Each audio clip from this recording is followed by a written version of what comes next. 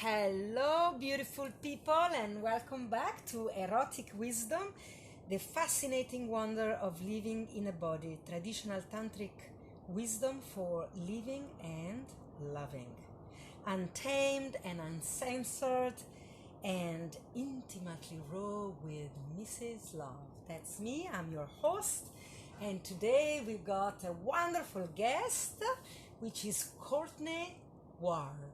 Tell your name. Courtney Ward. My Italian accent has the ability to distort everything. So today we're recording live from the Laboratory of Love, which today is in Malungane. Is that so? Did I say that Ponta right? Malangan, Ponta Malangan. That means the place where heaven and earth meet, or where they make divine. love. Divine. We are in the heart of the erotic landscape of Mozambique, and at the moment I'm here teaching Tantra Yoga with a group that is taking on this opportunity to having a wellness holiday retreat guided by Courtney here with me. She's the head of a company called Alugaya. Yeah, you correct me if I say anything wrong, Courtney. I'm just blubbing So for a little lovely, bit. it's beautiful. Okay, and she's been based here. She's a South African being, and she's been based here in Mozambique for about 20 years now, eh? And today is her birthday! Yeah, tomorrow, but today's the build-up. Okay, brilliant. 20 here. I remember coming and visiting you here in 2002, and you were just a little baby with your company. And now it's so beautiful to come back and see how you've grown and how the place is so rich. And nature, it's very untouched, untamed. We're living with monkeys in all corner. And it's so beautiful. Not to say whales and dolphins. And so maybe you want to share with us what brought you here in the first place and what made you stay. Valentina, 20 years ago, in October 20 years ago, 1999, I was invited here for my music. So invited, and we'd heard that the dolphins were beginning to interact with humans, and there was a curiosity. And I mean, I come very far from the sea. I'm from Kimberley originally, in the middle of South Africa, which is completely landlocked and very far away from the ocean. But when I was about 18 years old, I had my first, if I could call it, an erotic encounter with the Indian Ocean. It's the first time for me as a sort of desert girl to experience the Indian Ocean. Something shifted incredibly in my being. This warm water, this welcoming ocean. And coming back here at about age 23 to share my love of the didgeridoo, my love of music, my love of ethnic music and tribal and traditional music, and using music as that love language that just unites the human heart. That was my invite. I forgot to say the Courtney is also a very gifted musician. In fact, she doesn't just swim with the dolphins, she's also share beautiful concerts and multi-talented instrument, and so beautiful. Beautiful. So that was my invite, and I didn't quite know what to expect. I just climbed into the water with those dolphins, and the moment that I had that first eye contact and that first encounter where they came up and swam around me, and it moved me so deeply that it was a commitment that was made in the belly of my being that I'd found my purpose. And have just ever since that day just taken one step, the next step, one foot in front of the next, one swimming fin in front of the next, to create my life next to these extraordinary beings. And not only is my love of dolphins really, really deep, but my love of people, and just being in the opportunistic place to be the bridge between dolphins and people is for me where my real purpose is. I really feel rooted in I'm doing what I was meant to do. I love this, your love for people. I have this deep love for people, I have to say. I understand. We are amazing human beings. We all carry our story, and I sit now, we're sharing a retreat space together with other guests. Every human being carry a universe with them. Their dream, their expectation, their narrative, the expression of how they move, how we all talk differently. We all also swim in the ocean in a different way, how every encounter with this animal touch us in very unique ways. Yes. And We come for our own sort of reasons. Yeah. Many people will come here with the idea, perhaps it's an expectation, but with the idea that the dolphins do impart some form of healing, some form of connection to self, connection to their natural being, connection to the unencumbered being, the uncomplicated being. They come here for something. The dolphin is offering something. And like you say, for everybody, it's very different. yeah, Others, it's just the joy. For others, it might be a real deep healing from a diseased state in the body or the mental state. But it is every time there's a shift. Every time there's a gift given. So for me, we swam together a couple of days ago, and we had a brief encounter. And for me, something I took away with was I had this sensation that that moment existed just for me. And it's a beautiful tantric teaching, in the tradition it is written that reality exists just for you, in order for you to learn about yourself. And it's very hard for people to really grasp this concept, because we think there is an objective reality and how am I fitting myself into whatever is already happening. And in Tantrism, we have this meditation where we go and look at the sunset, and while you're looking at this beautiful wonder of nature, you must remind yourself that the sun is setting just for you, because you are watching. And if you weren't watching, who knows if it's setting? You can believe it in your mind, but as an experience, who cares? It doesn't matter. But when you're watching, it's happening. And the moon is shining for you, because you are looking. And when you're looking, to know that it's there just for you. And so this practice allows the sense of self to really expand and culture the worthiness to be alive. Because this dance of reality, it's for me only, then I must be important. And it's really counterbalance, we're growing up, a lot of us believing we don't matter, there is always someone that is more important than us. And so to practice this, but I mean, sometimes I practice this consciously, but with the dolphin, I have to say, I felt like a little child. I really felt, oh my God, it was there for me, really just for me. This dolphin looked at me, and I knew it was a male just because you mentioned it. I mean, I would have had no idea to know that. And I mean, Courtney mentioned that the freckle in their tummy reflect their aging.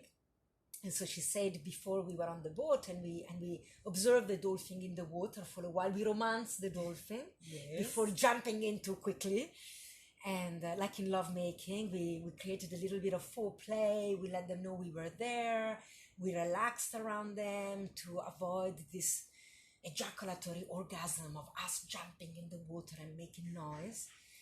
And in this time, Courtney was introducing us to who's in the water, because she knows them, they're her friends. She's been here 20 years. And so she mentioned there was this male around his 50s with freckle in his tummy. I'm 49, so 50 suits me absolutely fine. I'm single at the moment. I'm a little bit bored of the human condition at time. I keep saying I want a very new dimensional lover. A very flexible one. A very flexible one, stretching my perception of being human. And so when I got in the water and I got this encounter with this being, and I recognized the freckle in the tummy, so I knew this was the male. And he looked at me, and in the moment I really had that sensation that it was there just for me, that all that dynamic was happening just for me. And of course there was 5 or 6 or 7 of us, so I believe everybody had the same response. And I think it's true for all of us, that they have this ability to make you feel you matter. They're there for you. And deep curiosity. And presence. Yes. And perhaps this is the source of all healing. To offer someone this undivided attention, even if it's such a brief moment. I mean, it was a few seconds, my encounter, maybe a minute, maybe 2 minutes, but there's a standing still of time. Yes. That's what happens, is that we just let go of all construct of the mind and thoughts of how this should be, and we're completely present. Yeah. They really drop us into presence with them. And I wonder if this, when we are completely present, then we heal everything. Because every disease is lack of ease, is lack of being connected and present with myself, wanting to be someone else, wanting to be somewhere else, wanting to be with someone else, or doing something else, instead of just being right here with whatever is present here and be at ease. So my curiosity today with you, Courtney, because of course we are on Erotic Wisdom, this program that wants to explore the fascinating wonderment of the erotic intelligence of us as human being, and the dolphins are very close to us. They're also being, and so it's the fascinating wonderment to be in a body. I never say human body actually, so we got the ground, we can cover the body of dolphin. We can shapeshift. Yeah. I want to ask you some really direct question about the sexual life of dolphin, because, we think they are so wise. And I mean, we were speaking yesterday about it. And we know they spend, 80% of their life making love in sexual play? Huge, absolutely. And it's not only for procreation. So it's not only that now we're going to be carving or having babies or finding ourselves a mate that we can claim. It is for a huge part of their social dynamic, a huge part of their play, and for utter enjoyment. So one of the other only mammals on the planet that are making love continuously for pleasure. Well, I think another one from the bonobo monkey, because we are not following closely. I think we make love for so many twisted reasons. I think with us human, there is a lot of power play, sense of self-importance, sense of belonging. And I notice we've lost the playfulness of the erotic encounter with each other. The mind often have sex, and we struggle with bringing the body. And I think this is what beautiful watching the dolphin. They have this childlike playfulness right into old age. Yeah. Your grandpas and your grannies are also engaging in play and touch, and it's not something that they lose. And so tell me about relationship. We mentioned this yesterday that I found quite interesting. I mean, we know that the child belongs to the mother. We've seen that comes out of the body of the mother. But this female dolphin, I believe, make love to many male in the same pod, the group. Yes, so they're definitely not monogamous. They're not monogamous. No, they don't create a couple with child. Or lifelong partnerships like eagles do. So there's a lot of play with quite a few men. That might be when one woman's moved into her estrogen cycle and she's feeling quite, her pheromones are in the water, and the males get excited about this, and from very young males right up, so they get excited with each other. So firstly, they'll explore a little bit of their sexuality on each other. Yeah, beautiful. Yeah, the males are like bisexual, and they're completely expressing themselves, and there's possibly a little bit of dominance play as well, and amongst them. But it's playful. Humans have gone and sort of projected onto this, that when they then turn their attention on the female, who's now in her cycle and she's a little bit attractive to them, that many males will come and sort of harass her simultaneously. So you'll often have a ball of 4 or 5 male dolphins, one female dolphin twisting, turning, pushing her fantastic onto the sand, and then she's up, and then she's down, and then she's so humans have sort of put this whole idea that this is connected to gang rape, or that this is and it can possibly be slightly stressful for her, but every time that I've been privy to witness this in my years, there's a lot of playfulness in that, and there's a lot of game and chasing and fast and then slow, and then she'll turn back and make sure they're still watching, and then I think this is a natural movement. Enjoying it. A lot of women I speak with is always the erotic fantasy is to be gang raped, and sometimes they're very shy to speak and to admit this, because then they are afraid that they're going to create this in their life, and of course no one wants to create this in their life. To be penetrated without consensus, it's not something we want to culture, and we want to in any way support. But it's also true that to receive the attention from multiple men at the same time, it's beautiful. Yeah. And we like to be appreciated as women. And we we can like to be flirt. noticed. Yes. And we like to flirt. And sometimes in my line of work, when we go and really unpack the desire of being raped, underneath it all is that we want to be allowed to own our sexual desire without shame. But if we have grown in a Christian culture, the woman is not supposed to have desire. We as women supposed to just make love to have children. So we accept the men have sexual desire, but the Holy Virgin, the Holy Woman, the mother of the household, the mother of the children, she can't have pleasure, she can't have sexual desire, otherwise she's a slut. And so we got this split in our psychic, is a very big, damaging split in the body of every woman, in the psyche of every woman, that if you're a good girl or a bad girl, not just girl, I'm just a girl. I've got it all inside of me. I'm the nurturing mother and I'm a caretaker of humanity. And at the same time, I have sexual desire and I want to expose my yoni to reality and to the world.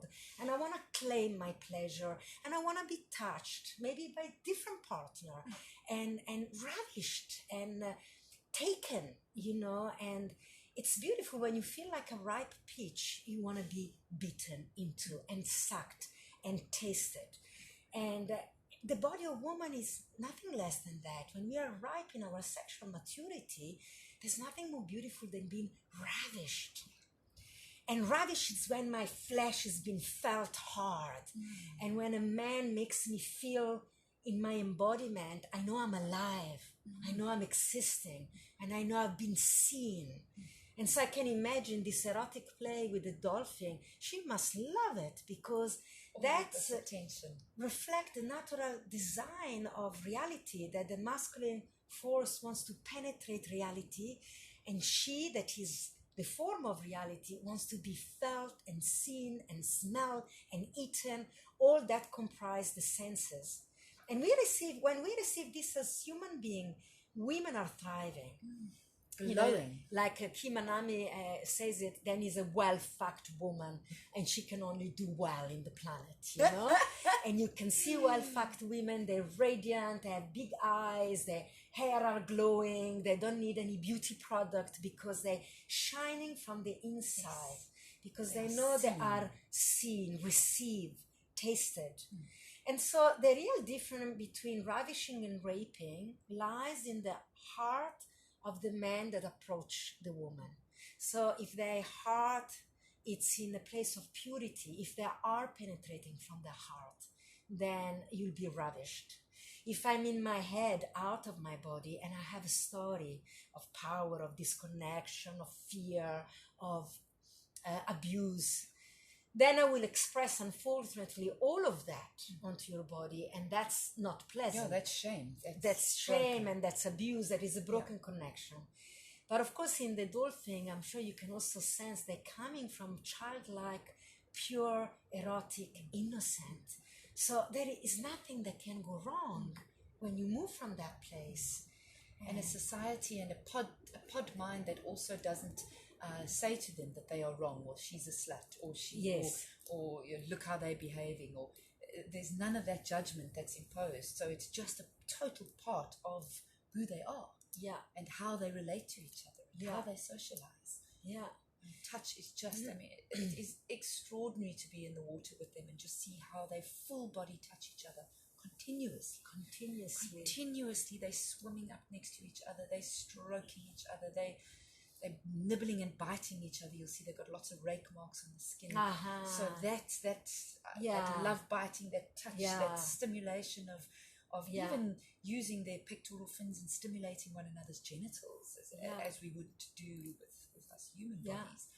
And I guess that's why we embody, to feel pleasure. This is something that the disembodied soul cannot feel in the same matter, in the same way that you can know when you're embodying matter. You have a sensorial response, the skin.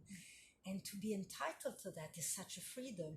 So I felt that maybe I didn't close the concept I opened just earlier. I wanted to say, so in the dream of the woman, in the fantasy of being raped, there is this piece that we can't own desiring, having sexual desire. So in the raping projection, it is done to me. And then I'm okay. I'm a victim. I'm not a slut. You see? Then if it's done to me in a way, it's done to me, I had no response, then what can I say? I'm still innocent. And this is so disempowering. Nothing is done to this Lady Dolphin. I think she, you can see their power also. These are power being. If she wouldn't want them close enough, she will make sure they're not coming, And so the pleasure, it's an active response. It doesn't have to be passive. Sex is done to me. No. I must be willing. I'm willing. I'm engaging. I'm alive. In it. Yes. Otherwise, it just may not happen. It must not happen if I'm not actively engaging. And that chase and that game and that play, that part of which is even very activated in our human flirts and our human interactions with men. There's always a little bit of a chase and a little bit of a game. Of course. I mean, I see this and in a little children. Bit of a hunt. When my daughter was growing up, they chase in the house with her boyfriend, little friend boy, when she's 5 and 6 and even 4, and they just chase each other around the house, and you can feel the orgasmic electricity, the excitement and the giggle, and then they catch each other. It's, wow, that's sex. That's pure sexuality. And tell me, something came up to me as I'm hearing you talking. Do female dolphin have menstruation? Do they bleed? Well, I don't think that it's a monthly cycle that we do. It's actually a question that I can't answer. Because I think blood in the water would call for predators. And they have a cycle. They have an estrogen cycle, and they'll have their birthing, and might take a good 2 to 4 years before they're ready again to calve again, because they have very deep bonding with their calves and looking after their calves and feeding their calves and growing their calves. So that can be anything between 2 to 4 years that the calf is still in a nursing, very close. So nursing definitely 2 years, but still in mother-calf formation. It's close in with the nursery pod for up to 4 years. So only then does her body then move into another cycle for her to become attractive again to this hunt and this game with the males. How beautiful. So the dolphins that are not sexually ready, the female dolphin doesn't engage in sexual play? No, but she'll be in the touch. She'll be biting, always in the touch and the play and the biting. But not in penetration. And very much closely connected with what we call the nursery pod. So there'll be other aunties and mommies and quite a female-rich grouping that the little girls will be in amongst. But it makes me think about our culture of the red tent, when all the women come together and we're supposed to be grooming each other and stroking and be tender, listening, teaching each other how to be lovers, how to love. We lost this culture. Teaching our daughters, teaching our daughter how to be lovers and not just like dry human being. Very, very beautiful. And so, of course, then the male dolphin, no male can claim a partnership. How do you say this in English? Paternity to the children, because they will never know. They will never know because they're moving between lovers. Yeah. So this perhaps, and they're virile throughout the year, so they're fertile and I mean, we do have most of our calves that will come into the water now. This sort of summertime, the water gets warmer. This is where the big round pregnant bellies are and the babies are in the water. But lovemaking and fertility is throughout the year. So even in the winter months, you might have a little calf in the water. But it is mostly in the summertime, but that is mostly because the water's nice and warm. Yeah. But I'm thinking that this is beautiful if there is no direct fathering. I'm just lacking now the word in English, but patriarchy comes from this idea: who is the padre, the father, patriarchy. So if you are my child, I take care of you and I can kill all the other. I don't care so much. This idea that we are in constant competition, family unit, You know, in Italy, we have the mafia, is the bigger representation of how this family will overcome another family. There is no community of family. There is competition amongst family. And I grew up like this, even if I wasn't in the mafia, I was in Milano. And I think this is how the Western world generally grew up. There is my family, and then your family, and then It's their this family. nuclear family idea. So as much as we want to say we care for everybody, it's actually not true. We caring for my direct blood sibling and my family, and all the other, can also die and go could to even be hell. why we have so much divorce rates and so many and children that are growing up without the influence necessarily of the village, or because it takes a beautiful old saying, it takes a village to raise a child, and to raise them where not just mother-father projections are happening with one mother and one father, but where there is influence from the grandparents and the uncles and the aunts, and there's a different reprimanding, which also holds, like what I experience here in Mullingar. It's very much a village. It's a village that looks out for the village. So people say, but why is it so safe here? Why are they not stealing from us here? Why? Because the whole village is watching everybody else. So if you're shown up to have done something in the village that is, you've stolen something, it's not that you're just going to have a policeman come and rap you over the knuckles. You're going to have every auntie and uncle and grandfather and every respectable elder in the village is going to now recognize you as a thief, and you'd rather not be seen as a thief. You'd rather be included in the village and in the community. So the community, in a sense, polices itself, which I think is a very healthy community. Yeah, it's harmonious. It's a natural harmony. And you also say beautifully the role of the elders, that we've lost so much, and to be, judged by the elders sometimes is big enough punishment, greater than the police, because it's losing your place in the community. And without community, we don't grow. And I think this is beautiful, that done also with the dolphin. We don't know who's the father, and so as a man, every kid, it's really your child. They're looking after the all whole of them. pod. All They're of them. all connected. And there is a pod mind. There's a deep compassion and empathy amongst dolphins. I mean, they've even there's some really sad things where dolphins are being slaughtered or killed in certain parts of the planet, like Japan in Taiji.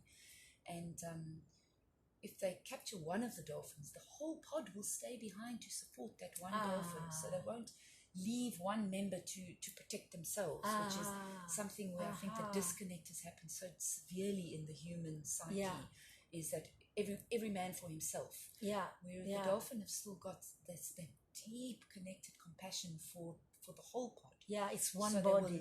It's one body. There's a pod consciousness, and they will stay. So the whole pod will sacrifice their lives to not leave one member. And maybe that might be connected to why us humans have this deep fascination and this yearning to understand dolphin, and it's centuries old, that humans have had this connection to these two dolphins, and see, I guess, parts of ourselves somehow, or parts of our disconnected selves, or our original self. Because I think in the olden days, also when we live in tribe, perhaps was the same. There was no individual marriage. So you would make love with many men as a woman, and so any man will be the potential father of your children, and they're all going to take responsibility for the group.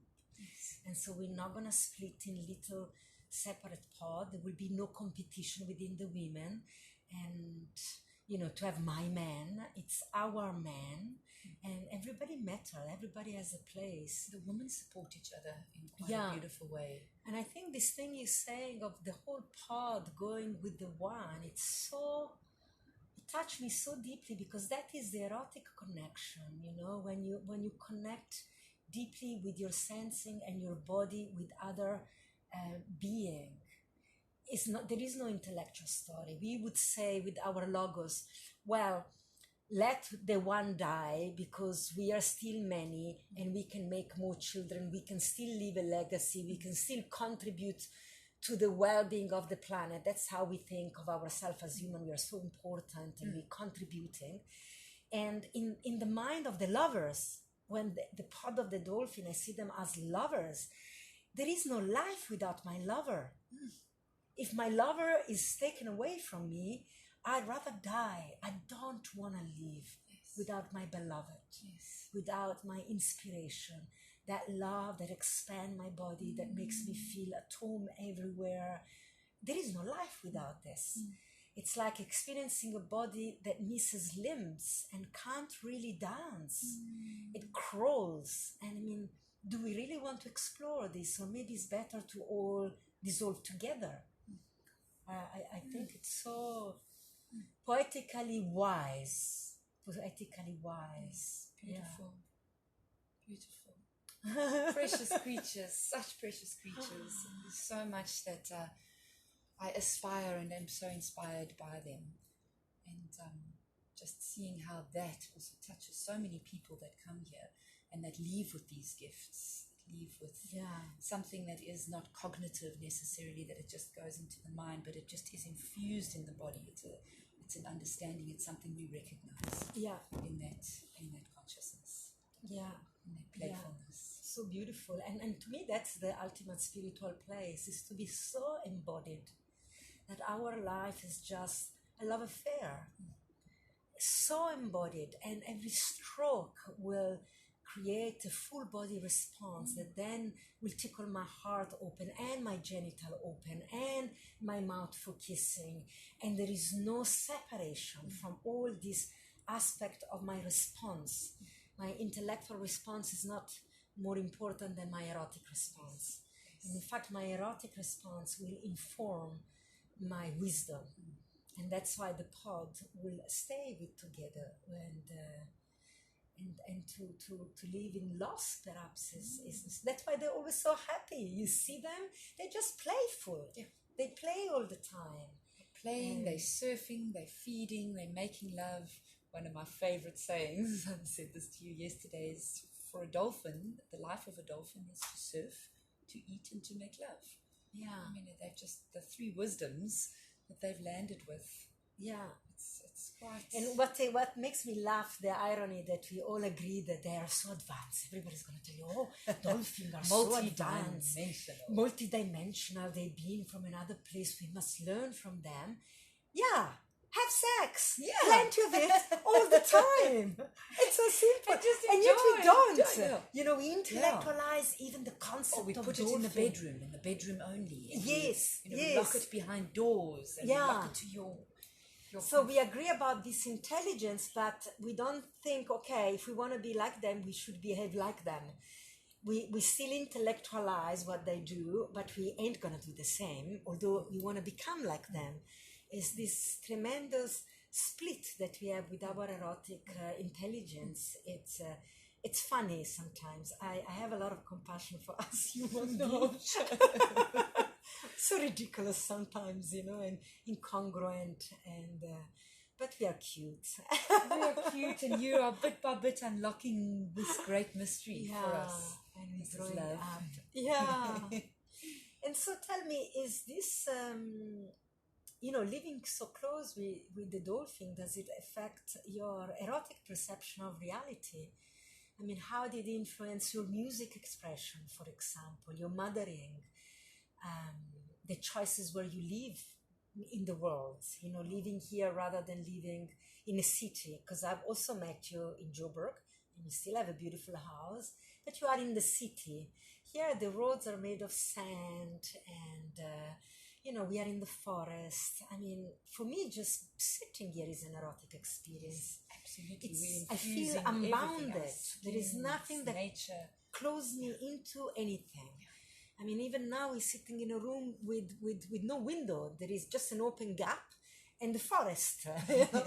No glass window. And so... Oh, the word flow, as you're saying this, is I think that's what the dolphins have really shared with me, is that feeling, and in a way this is where the name came from, this retreat that you are on with us here now, the liquid body, the liquid breath, the liquid yoga, the liquid being, is that to be liquid in my life. So whether it is that I'm flowing between worlds of city and forest, if I'm flowing between worlds of my friendship circles, and how do I balance my business life with my pleasure life, and my in the water life with my land, my aquatic and my terrestrial life, is just learning to really loosen myself into flow, and to, you know, the moment I try to make anything too rigid or to claim it that this is its concrete form, it speaks of no truth of what I'm learning in that ocean, and how those beings can feel. Sometimes I'm swimming with them and we're right next to a group mind. They can sense when the next big wave is coming, and they can sense wave gone far, far away. But all together, they will simultaneously all lift up their bodies, go into a curvature, and take that wave at the same time. So that is a sensing, a deep sensing of the motion of the ocean. They're sensing that swell, that ground swell moving through the ocean a kilometer, 2 kilometers away. So there's an attunement to their environment, and learning to feel and read and allow the sensation of the environment to talk to you. So allowing flow. Oh, that's with my music. It's of course their beautiful vocalizing and the way that they use sound, very simple sound, to communicate so much to each other and even to us. I can hear when they're excited in the water. I can hear when they're sad. I've had some experiences where I can sense they're sad, or they're agitated, or they're angry, or they're protective, or it sounds. Yeah, you speak dolphin, don't you? How does it go? Tell us something.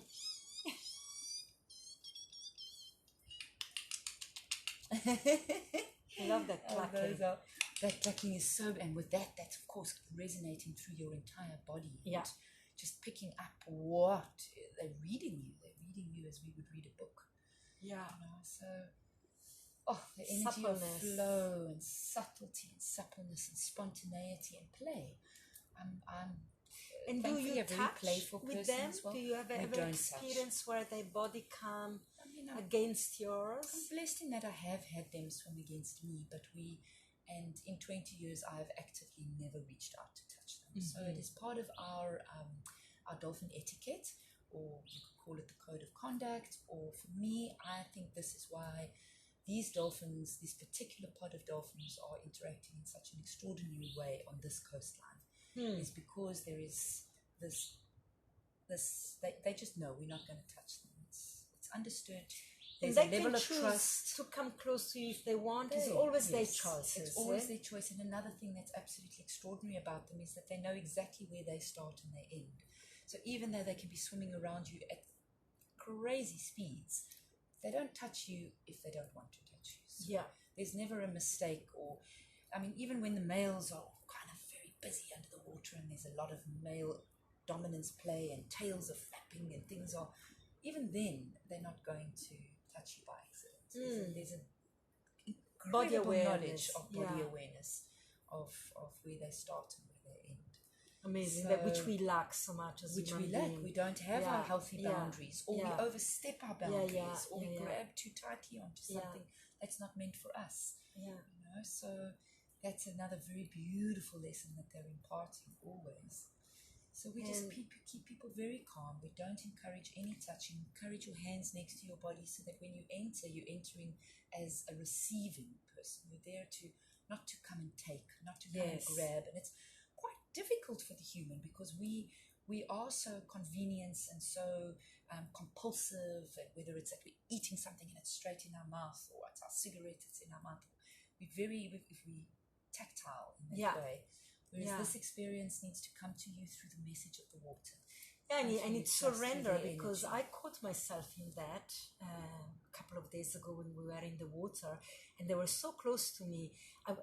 I felt it is at the reach of my hand. If I stretch my hand, I could feel this body, which is so attractive because it feels shiny and smooth and luminous underwater, and this sense of, I want to touch. And then I remember your instruction, and I pull my hand back immediately, and then it required of me to then open up every single cell of my body, not reaching out. That's the penetrative action, but surrendering in my feminine, and allow space for them to come close and me just to be available to the immensity of this experience without funnel it into my hand touching, but being of whole my body, whole their body, their collective body. And it requires willingness to engage with totality, my totality with them. They ask all of it, and I think that's why it feels so great afterward, because I knew in that moment there was all of me there. It wasn't just my mind or the tip of my finger. I had to be in complete surrender without making many movement, because also they swam so fast around us with such control. I felt so clumsy. I felt that the more I wanted to move, they were coming from behind, from underneath. I thought, just do nothing. That's the best way you can do. That is the best way. Just do nothing Just and, receive. and receive. Yes, receive. And that's also a beautiful erotic intelligence, erotic education, to just receive this moment with everything that brings. But I also wanted to ask you something about the genital, because my friend told me this beautiful story that she was in a boat in Tahiti, out in the blue, really isolated places, and the dolphin loved to come and swim together with the boat. And this boat had a sort of, I don't know how to describe it, but when she told me, maybe you're familiar, this sort of metal rod at the front, where she would just lean over my friend with her tummy facing the water and getting the spray of the water. Probably more like a yacht sort of, or Yes. a catamaran, Yes. something with a more flat. Exactly, like this. So her body was open and available. She held with her hand onto this beam, and the feet and her tummy was available for the water to be wet, and she loves it like this. And the dolphins were coming, and the boat didn't stop, and she didn't go in the water. That they were connecting in this way. Yes. They were swimming with her and coming out and making sound. And at one point, she says this female dolphin just turned onto her tummy and showed her yoni, her vagina. And she said it was engorged and puffy like a young girl, of course, hairless and smooth, voluptuous. And she just watched that and thought, oh, she felt so honored and so touched by this sharing of intimacy. Again, she had this experience that is just for me. I'm the center of the universe. I must be, because this is happening to me. And then she realized that, oh, but I'm also naked. Oh, she also saw my yoni. And so she then showed me hers. Wow. And was she naked? Yes, of She course. was lying in the front She was of the lying boat. in the front naked, but she got so used to her own nudity that it wasn't a point of attention for her. She was naked all the time. They were in this boat for days in the middle of the ocean. And so she didn't think about that. And it was so beautiful when she then relayed the story to me, because she then realized, oh, but I'm also naked. So she showed me our equality. She looked at my yoni and she showed me hers. So we equal in this. And I thought it was so exquisite, this story, how, they met her in the space she was and played with her and Intelligence is be just intimate like this. And but I wanted to ask you about the male genitals in dolphin, because I never really witnessed. I had few encounters with them, like maybe 4 or 5 times in my diving experience. And so it's completely, the penis, the lingam, is completely retractable. It's completely retractable, and it's quite a funny little shape. Uh-huh. It sort of goes down and a little bit up, and it's got 2 little tickling barbs. But when they are aroused, Like tentacles. it's little like 2 tiny tentacles. little tentacles that are sort of off the edge of it. And I always say it looks like a snorkel. It looks like a snorkel, and it can be quite engorged and can be quite something to witness, especially if it's swimming up right next to you. And I've had that. I've had males get very excited with me in the water, particularly if I'm in an excitable mood and I start dancing and spinning and doing circles, and they can get quite excited just by that same energy that we spoke of earlier, when there's that chase and there's that game and there's that hunt that they, and it can be quite a something to witness. Quite a sight. Size-wise, like a human? Size-wise, bigger than a human. Bigger than a human. Depending the size of your male dolphin. I mean, you get your smaller juvenile sub-adults that will be a little bit smaller, but your big boys, we call them the big boys, and they are robust, big bodies, strong, easily 2.8 meters in length, the actual dolphin. But they just display the erection. They never come to rub it They do. They rub it on each other. But they never all the on you, time. even if they were excited in your presence. No. I mean, and they're so receptive to. So even if I just think in my mind, oh my goodness, immediately he'll pull it away and he'll move away from me. Wow. So it's almost like they even have this remarkable ability to hear our thoughts. Yeah. In that sort of telepathy way. I mean, I've had many experiences where it affirms to me like, wow, these guys are completely telepathic. They're reading pictures in my mind, or something's happening here that's beyond where us humans have now put our small spectrum of how we communicate. But so and to have an erection on and off instantly, it's very advanced practice. Control of the body and ultimate control of and complete contraction. I'm hiding it away, pulling it right up into the body. I'm streamlined again. And then it's very difficult to see the difference between males and females. You have to look quite carefully and know specifically where the females will have her mammary glands and the men simply. So this experience my friend had, it means the girl was in erotic play for her to be able to see her yoni so clearly. Otherwise, it also wouldn't be so engorged. You need to really look. And do the men penetrate each other? They do. Absolutely. So they'll be penetrating because the anus is right down by their sexual genitals as well. So that's all penetration and rubbing and stimulating the penis on the lingam, on one another's bodies and with one another's pectoral fins. They'll play with their genitals. So they do penetrate. They even start their sexual education with their mother. So their mother will already start teaching them about their sexuality as a young calf. So their sexual life is imbued. So she would stimulate them. She would stimulate the little one, then teach him, then bring him into the group of the boys, and then he'll start growing up with other calf, then go into we call them the brat pack, when the boys start exploring with each other. Wow. And it wouldn't be, this is so much more amazing when our teenage boys, instead of bullying each other and harming each other and compete with each other using sport as an also abusive way, they would just make love to each other. Can you imagine? As women they might like it so much, we might be forgotten. Or not. Yes, just make love with each other and recognize each other's Educate power each other inside of and release their hormones and their sexual drive with each other with honor and respect. And so they will be received literally, in penetration by each other and recognizing each other's power and moving in togetherness and then recognizing this unity of one body.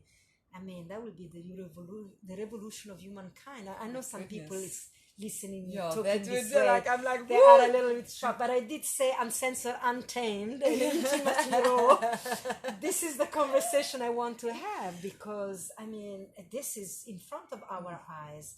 And we there's learn. an educating with each other. So instead of the competitive, well, this is my conquest, and I got this woman, and there's another conquest, and there's this, and I'm a better lover than you. Yes, and my penis is bigger than yours. Yes, and every time we shame each other's body, we are shaming ourselves. I mean, in this powerful masculinity, how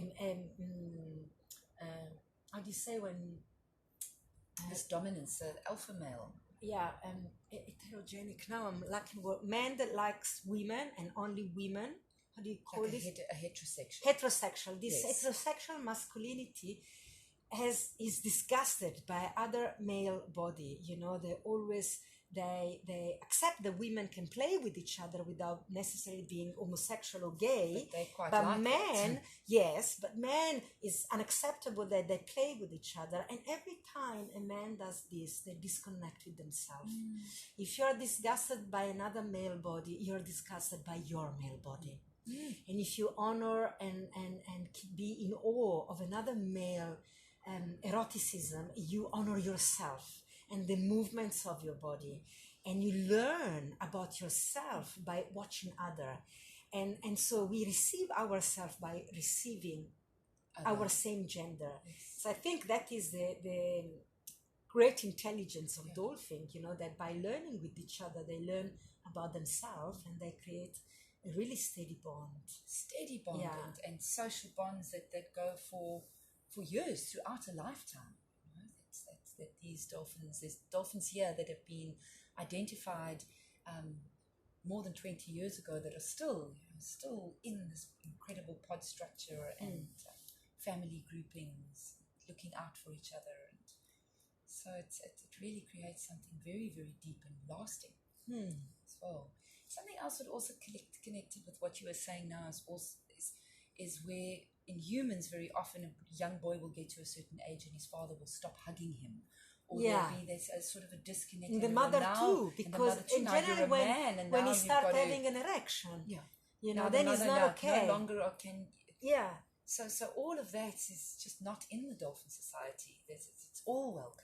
Yeah, all it's we're rather to the teaching. opposite. Not the Yeah. mother supports the erection and the stimulation, and then bring him And then into guide him and his teach him how not only to hunt but how to love. yeah. So- And again, I mean, we're speaking about big learning here. They're watching each other making Yes. love and being in erotic Yes. play.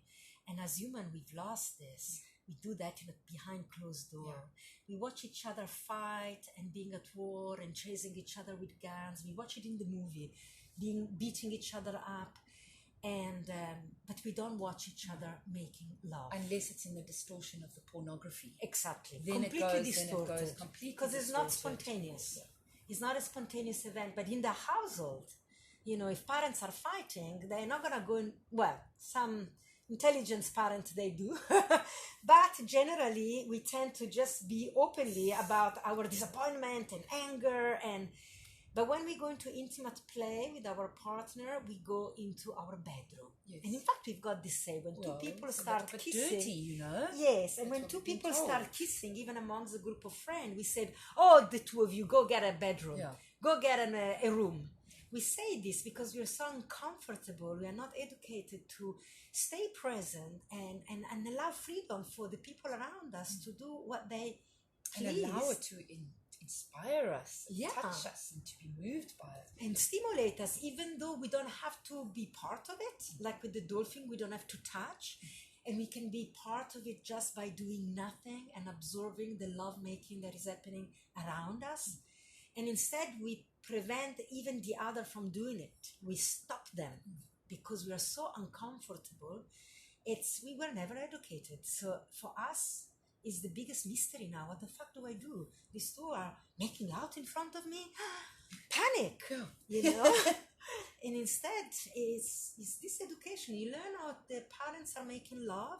Then you're learning about yourself. You're learning about where you come from, and you're learning what do we do with our body with this protuberance that the yoni have an empty space inside. What for?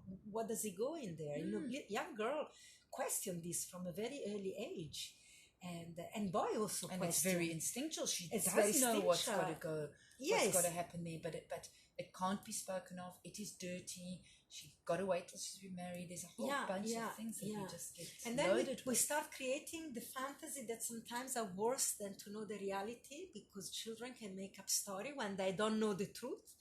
They can make up very distorted story as well because they don't know the truth, and so they've got great fantasy, and some of the story are more damaging than uplifting, you know. And then sharing that story in amongst their friends, and then that gets even further distorted. Yeah. And then we would grow up knowing what the human body is capable of, what it's designed for, and then it's just playfulness. And sometimes we could witness people making love and carry on, you know, planting trees or whatever else we are doing, you know, Making harvesting, dinner. making dinner. And you know, one of my tantric teacher was telling me that when he was a child, he was taken by his grandparent into this tantric ceremony where everybody would be making love. And as kids, you know, you watch for a few minutes and then you get really bored because these grown-up were just breathing and looking each other in the eyes and moving very slowly. And, you know, the ants were more interesting and articulated. And so as little kids, they watch this human making love and then watch the ants and then go out in the garden. And, you know, there wasn't a big deal at all. There was no shame and also not attraction. You know, in our culture, we think that if we show it to the children, we would create perversion. We would instigate perversion. When in reality, the child get bored easy if you're making love in a quiet way, because you've always been exposed to it. So there's nothing that you have to go and grab and get, or playful. And then it's seen as part and integrated into the community, into the society, and also seen as sacred. You know, not seen as something that's dirty or that needs to be punished or that needs to have self-loathing. Yeah, and that's the family ritual, no? It is, you know. It is like mom and dad don't have sex. How did I get you? I don't know. Yes, and then we start creating this idea that must be very shameful because no one is telling me, how did I get here? Shit, maybe it's a problem. Maybe I came from a very ugly place. No one wants to tell me about it, you know? And then we start culturing this doubt that I'm here by accident, that I wasn't desired and wanted. This is not my place because I'm not told. And then we don't speak about dark places, you know. And if it was love, why can't they tell me? Totally. So and then there's a deep acceptance that happens. I accept my body, and I accept my body in all of its seasons and its pleasures and its repulsions. Also listening. we have this idea that old people don't make love. No. It's this absurdity because I am experiencing something very different at the moment. the older we grow, the sex, this wonderful older man is just completely alive. Yeah, he wouldn't like. He probably wouldn't like to hear you calling me older. It's only early 50.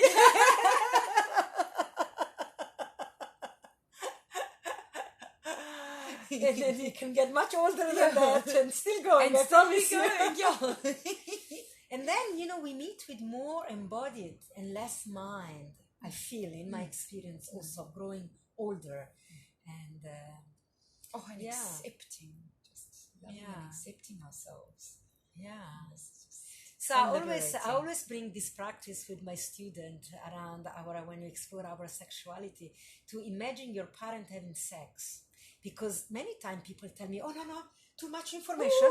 I don't want to go there. I mean, I know they must have done it because I'm alive, but I don't want to go there. And I'm like, no, go there. You must go there. You must picture your parent making love because that's where you come from. And I am sure they must have looked beautiful. I mean, in my images, my mother died when I was 17. She was 44. I didn't think she had any sex life. I remember in those days, she spoke about having the coil put in, and I was shocked. My mother is having sex? It was like, no way. Obviously, they didn't display a lot of their intimacy. You know, it was a bit traditional and Christian. You know, all the sex things wasn't very much displayed. Hence, I became who I became. I think I needed to discover it for myself because I lacked that education. So now, when I sit now and I imagine them making love, I have the most exquisite image of them together.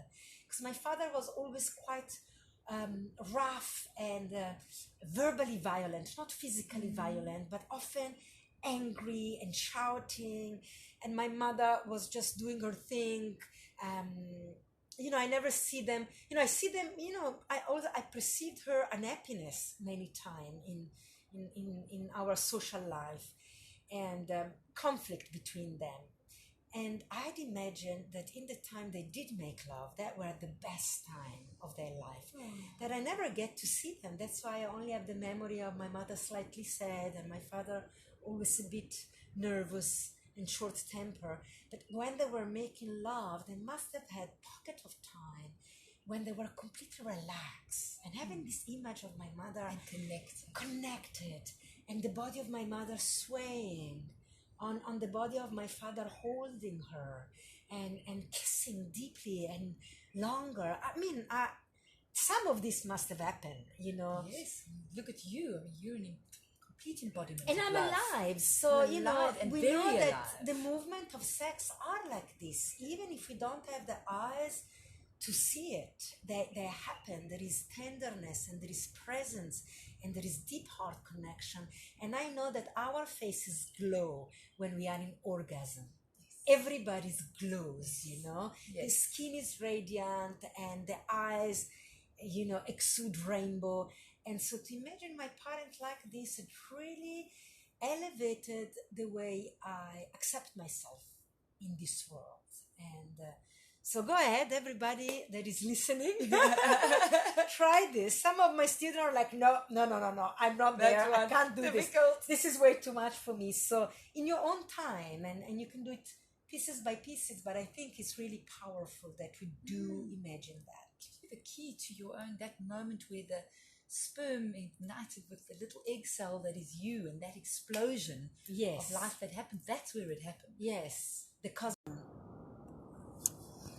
So here we are back. We just had a little technical glitch, and I just have the last question for you, Courtney. We spoke beautiful about the dolphin and how much we can learn from them, and in this break, I don't know if we caught it in the interview or we were cut out, but we both came to this conclusion, having this conversation, that perhaps what really advanced the intelligence of dolphins is that they witness each other making love from the world go. From the moment they come into this planet, in underwater, in their environment, they witness their parent making love, their friend making love, and it's not a secret. That's where they come from, and this knowing probably gives them such a power of being desired, knowing, in their skin,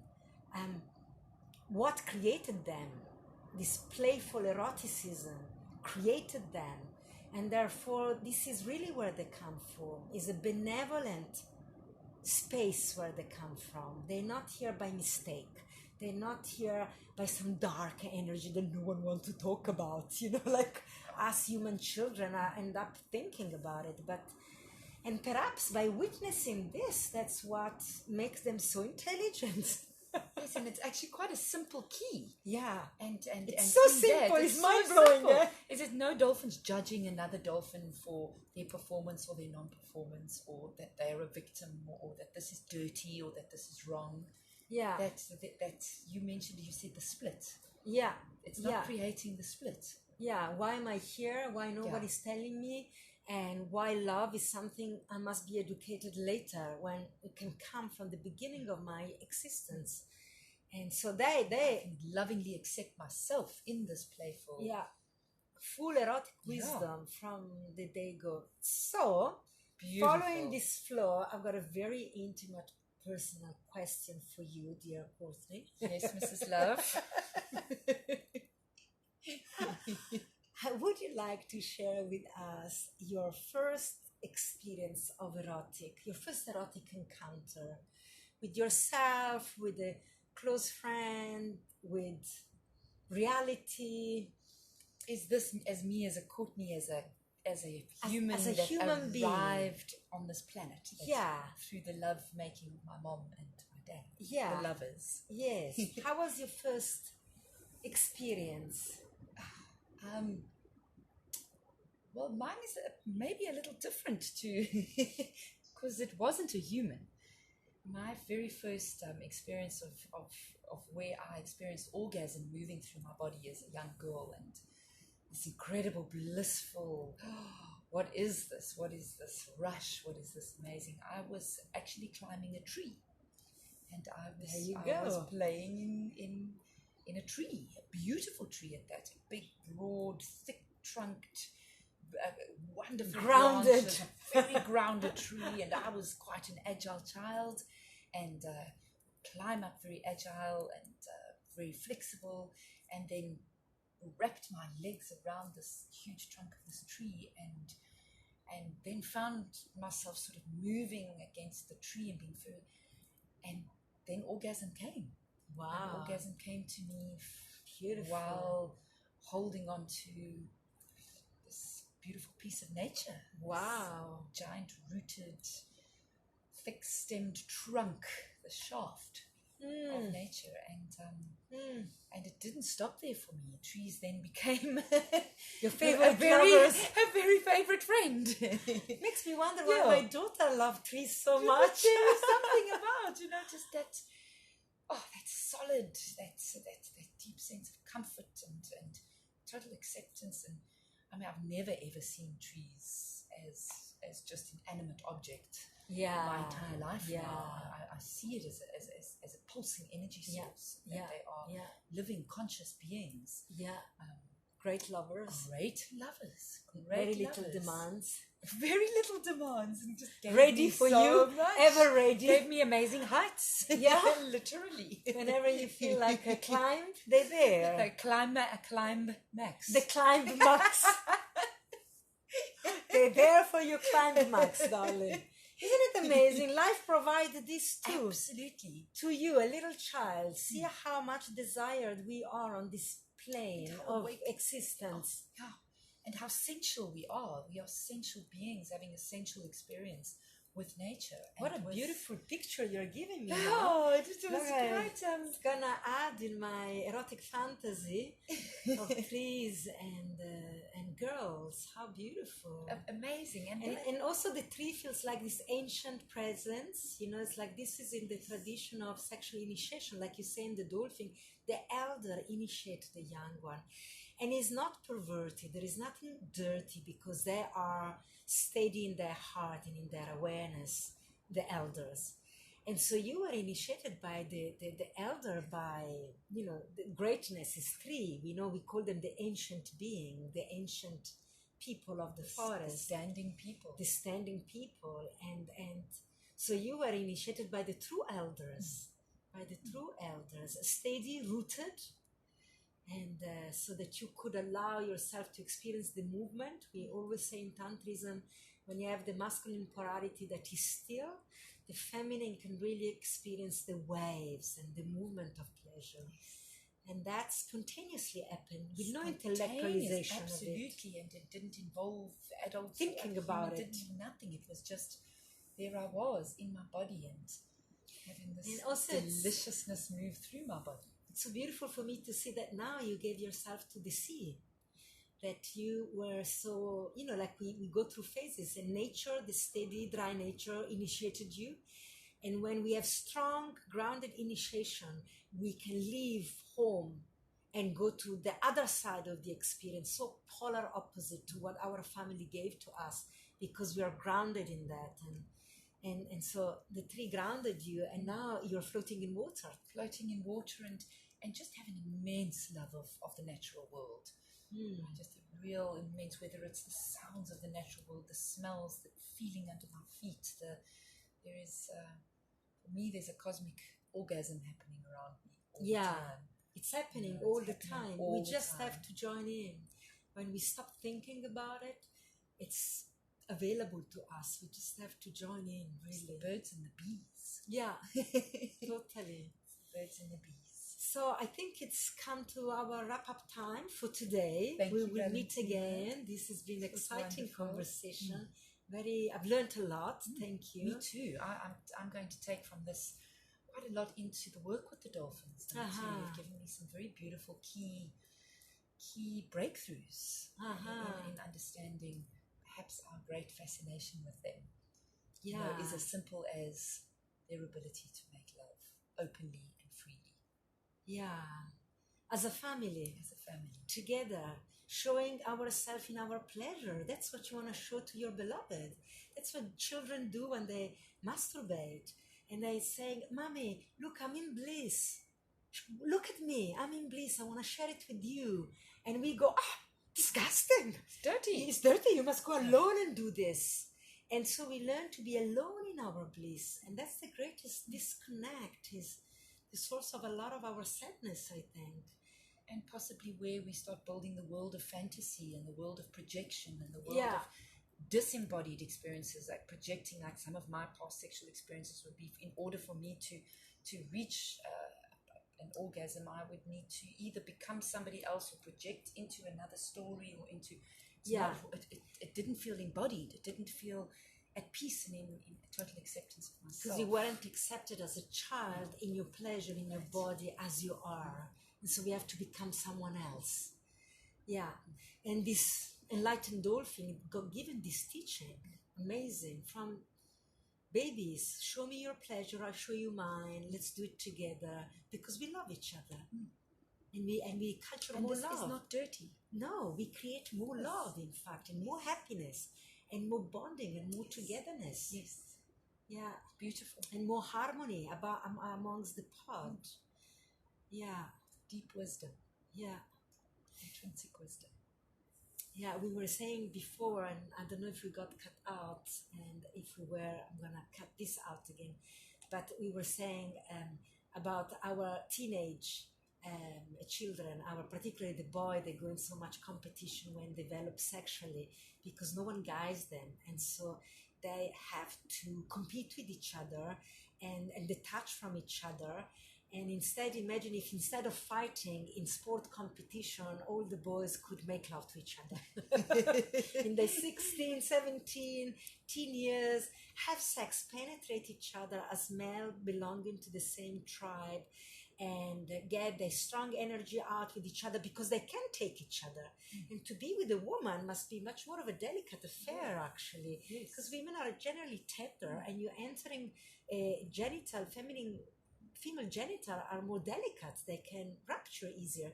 So the boy can be rougher with each other and get that out of the way, and then learn how to be lovers, teach each other how to be lovers. Teach each other what it will be then to be with a woman. Yeah. And then move into society like this. Imagine how different our society could be. Less competition, less isolation, less individualization, less sense of possession. My wife, my girlfriend, me, my orgasm. Jealousies and all of the other undercurrents. Instead of our orgasm, our wealth, our financial wealth, our emotional wealth, not mine. Big. Another consciousness. Yeah, another consciousness. Exactly. So, maybe next time I meet you, we are in this consciousness. Who knows? We're moving fast. We are moving as fast. humanity.